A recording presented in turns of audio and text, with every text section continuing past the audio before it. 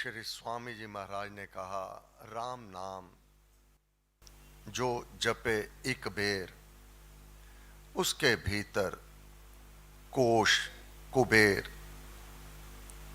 कुबेर का खजाना मानव साधक अपने भीतर ही पा लेता है। अनेक प्रकार की संपत्तियां, सुख, आनंद की प्राप्ति इसी देह में, इसी शरीर में रहते हुए आत्मा प्राप्त कर लेता है। अन्यथा गीता का सिद्धांत है और सबके लिए एक समान है, जो ये इंद्रियां हैं, इंद्रियों और इंद्रियों के विषय में राग द्वेष रहते हैं।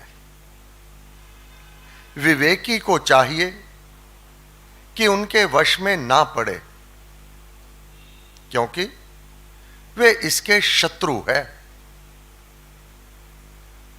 आंख का विषय, कान का विषय, जीवा का, त्वचा का, आंखों का इत्यादि,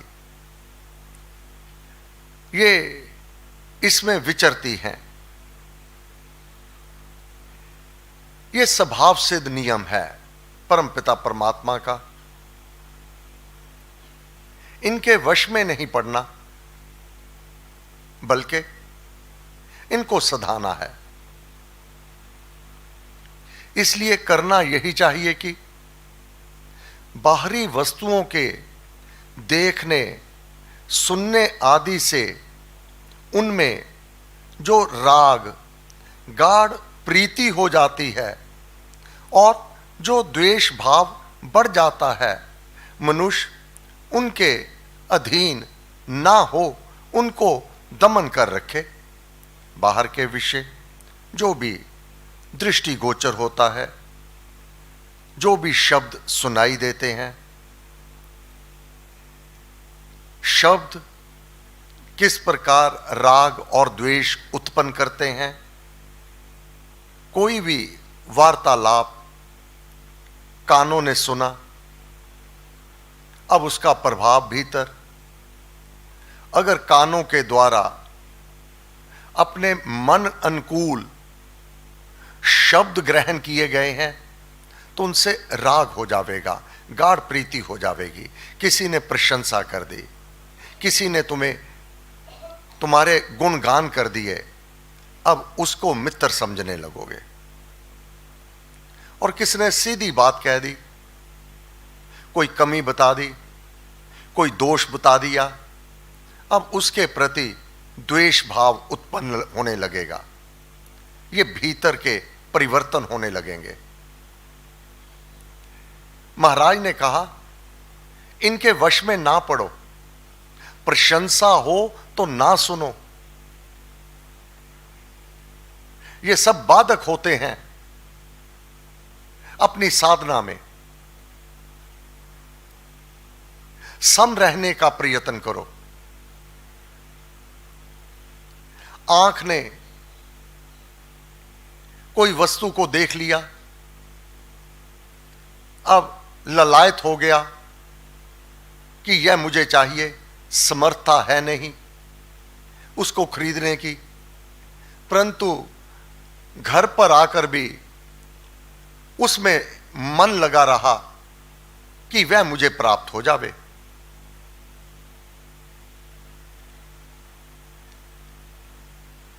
परिणाम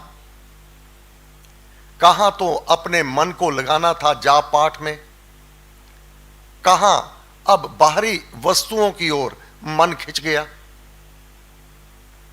इसी प्रकार आंखों ने वह दृश्य देख लिया जो मन को नहीं भाया, उससे मन में कटुता, परेशानी ये उत्पन्न होने लगती है। यह स्वभाव सिद्ध नियम है। इंद्रियों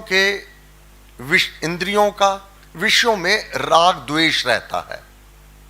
ये सभी इंद्रियां कर्म इंद्रियां हैं, ज्ञान इंद्रियां हैं। विवेकी को चाहिए कि उनके वश में ना पड़े, उनको दमन कर रखे। क्यों? वे इसके शत्रु हैं, अर्थात साधना में ये बाधक होते हैं।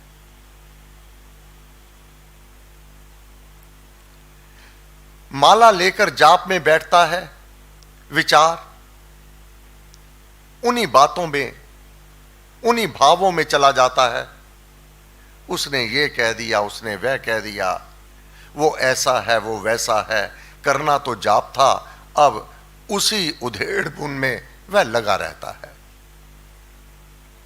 फिर कहता है मैं तो जाप में बैठा था, लाभ नहीं हुआ। लाभ कैसे होगा? महाराज ने कहा जो बाहरी वस्तुओं में देखने अथवा सुनने से या स्पर्श से गाढ़ प्रीति हो जाती है और या द्वेष का भाव बढ़ जाता है, मनुष्य उनके अधीन ना हो, मानव नहीं छोड़ता उसको। पिता ने ये बात कह दी थी, मुझे ये डांट दिया था, नहीं भूलता। स्वयं ही घुलता मिलता रहता है, अशांत रहता है। हानि किसकी है? कोई भी कार्य ठीक नहीं होगा, विवेक बाहर हो जाएगा, बुद्धि काम नहीं करेगी, क्योंकि अब द्वेष सवार हो जाता है। बच्चे अपने माता पिता को ही अपना दुश्मन मानने लगते हैं। मेरे को इस बात के लिए मना कर दिया, फलां के माता पिता तो मना नहीं करते, मेरे को यह कर दिया। इसी प्रकार जो पारिवारिक संबंध है, सास के, बहू के इत्यादि, भाई बहनों के, अपने मनोरथ में बाधा विघ्न आने पर, रुकावट आने पर द्वेष का भाव उत्पन्न हो जाता है। अनुकूलता में राग, गाढ़तम प्रीति, बैठे तो जाप में है, परंतु अपने प्रियतम से, जिससे प्रेम, जिससे नेह किया हुआ है, उसी से वार्तालाप हो रही है, उसी से मिलने के लिए वह मानव उसी में विचरण करने लगता है। इंद्रियों और इंद्रियों के विषय में राग द्वेष रहते हैं। विवेकी को चाहिए कि उनके वश में ना पड़े, जो साधना में आगे बढ़ना चाहते हैं।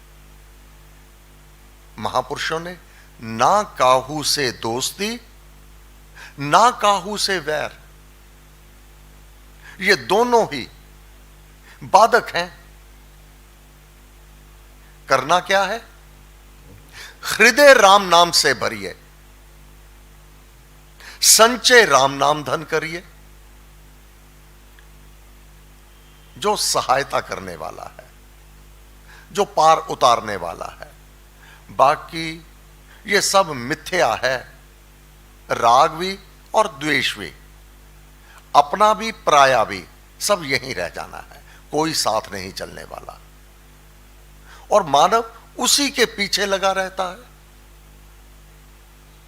सत्य ज्ञान से कोसों दूर रहता है, उन्हीं में विचरण करता हुआ नष्ट हो जाता है। परिणाम वह बंधन और अधिक अपनी पोटली बोझल हो जाती है। जन्म होगा, अब जन्मते ही जो संबंध हैं उनके प्रति अथवा राग या द्वेष ये प्रबल होंगे। करना क्या है? हृदय राम नाम से भरिए, संचय राम नाम धन करिए। घट में, अपने हृदय में राग द्वेष को नहीं रखना है, इनके वशीभूत नहीं होना है। घट में नाम मूर्ति धरिए, पूजा अंतर्मुख हो करिए। अब आंतरिक अवस्था का यह सुधार नाम जाप से होगा, समवृत्ति से होगा। जो धर्म के 10 लक्षण हैं मनु महाराज जी ने वर्णन किए हुए, वह जीवन में उतारने होंगे। पहला ही सुलक्षण धैर्य धारो, धैर्य को नहीं छोड़ना। ऐसा नहीं कि आज मैंने जाप किया, अब मेरा कार्य तो सिद्ध नहीं हुआ, अब जाप क्या क्या लाभ, या मुझे तो इतनी देर हो गई जाप में करते हुए, सत्संग में जाते हुए, ये बाधा विघ्न दुख कष्ट रोग ये तो समाप्त ही नहीं होते, तो क्या लाभ जाप का। भ्रांतिवश पथ भ्रष्ट हो जाना, याचना प्रार्थना अपने पथ पर आप चलाओ, पथ पतन ना पाऊं मैं, पावन पथ है परम प्रभु तेरा, उससे पैर हटे ना मेरा। किसी भी स्थिति में मैं सन्मार्ग से ना भटक जाऊं। ये आंख, ये कान, ये मुख, जहां पर ये इंद्रियों में राग द्वेष रहते हैं, अब इनको सुधारना कैसे है। आंखें मूंद के सुनिए सितार। अब आंखों का सदुपयोग ये तो तू ही कर सकता है, अपने आप कर सकता है।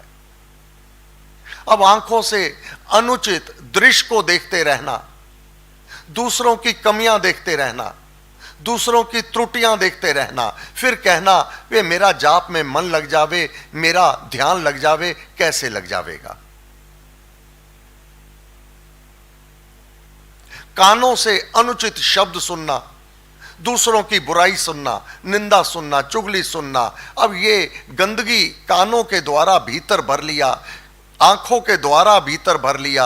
अब वह परम पावन परम पवित्र वह देव वहां मलिन स्थान पर कैसे प्रकाशित हो जावे। एक साधारण मानव भी गंदे मंदे स्थान पर बैठना पसंद नहीं करता, तो हृदय में मन में जो मलिनता रखी हुई है वहां देव आदि देव कैसे बैठ जावे। दूसरों के प्रति द्वेष भाव रखना, वैर विरोध रखना, ऐसा भाव रखते हुए अब कहे मेरा जाप हो जावे, नहीं होगा। ध्यान लग जावे ये तो बहुत ही परले पार की बात है कि ध्यान लग जावे। फिर समाधि में स्थिर हो जावे, ये तो विषय ही तुम्हारे अंतर्गत नहीं आता। एलिजिबिलिटी, अधिकारी, वह परमात्मा अधिकारी को देखकर ही कृपा करता है। जो गुरुमुखी है, गुरु के वचन का पालन करता है, गुरु मुख द्वारा निकले शब्दों के द्वारा अपनी साधना करता है, उस पर ये सभी शक्तियां अवतरित होती हैं। अब मनोमुखी भी बना रहे और कृपा भी चाहे, एक स्थान पर ये दोनों इकट्ठे नहीं होते।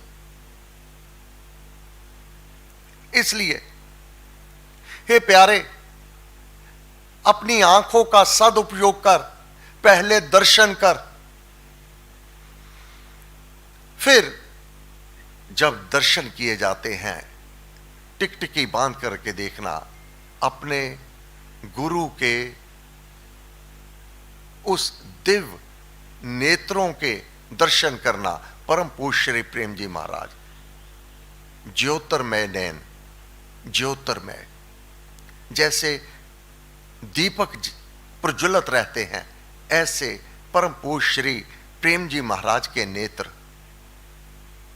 अब उनका त्राटक करते हुए आंखें बंद कर लो तो स्वतः ही भीतर वह भाव, नाम जाप स्वतः ही, अजपा जाप ये होने लगता है। श्री अधिष्ठान सूर्या में